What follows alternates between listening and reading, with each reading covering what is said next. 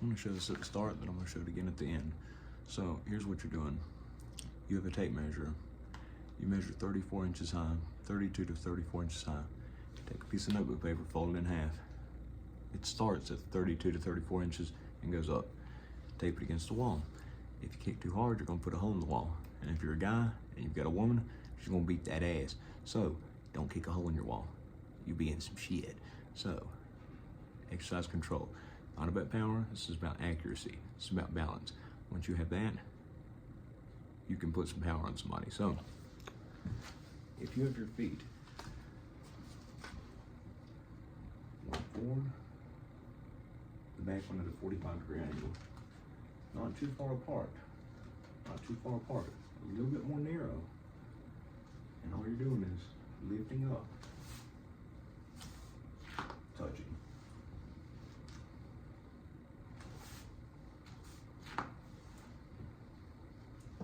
Then, if you bring your back to your front, that's all you have to do for now. Doesn't have to be pretty, doesn't have to be tough, just the basics. The basics are the rear leg is at a 45-degree angle to your front leg. Balance. Step up. Hands up. Hands up. Like this, if nothing else.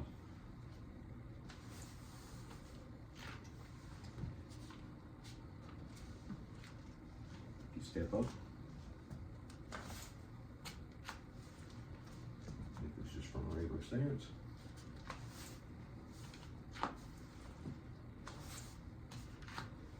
And also the point of contact that you're hitting with. You're not hitting with the heel of your foot. You're hitting with the ball of your foot. So this is kind of a odd way of explaining it, but you're hitting, your foot is in the position as if you were wearing a high heel shoe. So,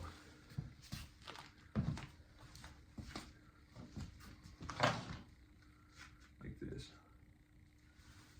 That is what is hitting. So you pull your toes back. Your foot's pointed down, but your toes are pulled back.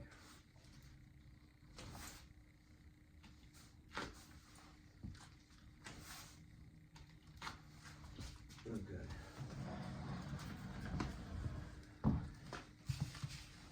This is called a teep kick. Boxing has a jab. Muay Thai kickboxing has a teep kick. Teep kick is the jab of Muay Thai. So basically, your lead leg, you lift your leg up and you pop somebody. I like to measure 32, 34 inches high and start there and go up because it's a little bit above the crotch, but not above the belly button. Bruce Lee would probably get whooped in modern MMA. If he'd started training the same time everybody else was, he might be at the top. But he didn't, so let's be real about it. He did have some good sayings though. I fear not the man who's practiced 10 kicks 1,000 times each. Or it might have been 100 kicks, 100 times each. But I fear the man who's practiced one kick 10,000 times. If you're to practice one kick 10,000 times, this is it. This is it. If you are in a fight, this is what I have used against more people. It's what I use every single time there's somebody who's like, well, that wouldn't work, blah, blah, blah. So, okay, well, try to slap me in the face as many times as you possibly can. What? And go ahead. And I'll leave my hands down. Never leave your hands down in an actual fight. But they're head hunting. They're trying to knock your head off. They're not thinking, okay, he's going to hit me in the body. So when I see them lunge forward, coming forward to slap me, I'm far enough away that they can't hit me, but I'm close enough to where I can kick them. So as soon as I see them move forward and commit to it, I lift my leg and I pop them. Try to aim right for the bladder. This says, oh, no. We're not playing your game. You don't need to just punch me in the face. We're playing my game. We're playing chess, not checkers. So, that's what it is. If you hit somebody 2 times with this, on the 3rd time, all you have to simply do is lift your leg. Like, you get your hands up. And whenever you lift your leg, they're going to assume you're going to kick them again. So, you know what they're going to do? Their hands are going to go from here to And when their hands go here, just because you lifted your leg up off, just because you lifted your heel up off the ground, they're leaving all this open. It's all after, if you hit them once, sometimes just once. If you hit them once with that kick, then you start going. Or even just, you'll start seeing, and it'll disrupt their breathing, everything else. They'll every time they anticipate it. So it's an incredible kick. But when somebody's lunging towards you, they're creating a head-on collision. What's worse, one car hitting a parked car at 20 miles an hour, or two cars going 20 miles an hour, boom. The two cars, they're amplifying each other's force. That's what you're counting on here. You're counting on them coming in. If you can time it to where they're coming in and trying to knock your head off and you throw the kick at the same time, you're amplifying your force. And it does not take a whole lot of force, it does not take a whole lot of power on this one. It really does not. Now, front kick, I like the relay front kick too. Now, in terms of somebody to watch, the jab and the teep kick are the two most important strikes. Cyril Gane, he's a Frenchman. He almost became champion. He probably will be champion. He was a Muay Thai champion before he was an MMA fighter. He fights in the UFC now. Cyril, C-Y-R-I-L is the first name. Gane, G-A-N-E, or Gane. Verse, I believe it was Tai Tuivasa. So if you type in Cyril Gane space VS space T-A-Y, and look for Tai Tuivasa. There should be a short on here, and once you can find it.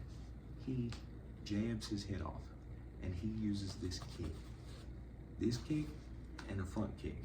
So it's all coming straight in the middle. Oh, viciously. He tears his body up with this kick. It's worth watching.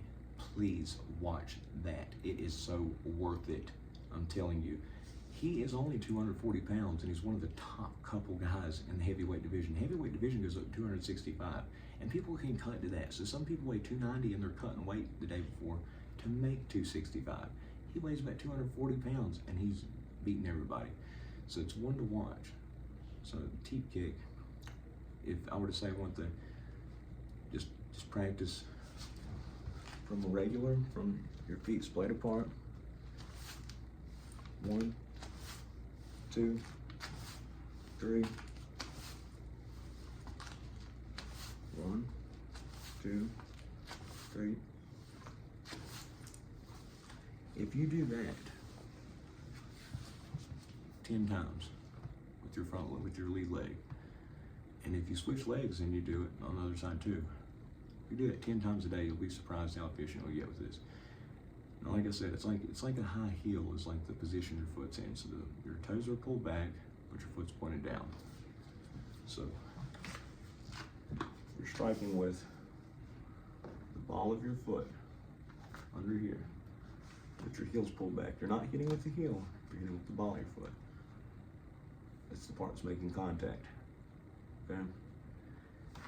And if you're just standing, put your hands in a lung guard, see somebody charging in. As soon as they charge in, it lets them know. Nope. And if it doubles them over, you've got can't follow-up attacks there. If you're using it offensively, I like to, I'll feint with my left hand, so I'll go. No. But instead of stepping forward, I will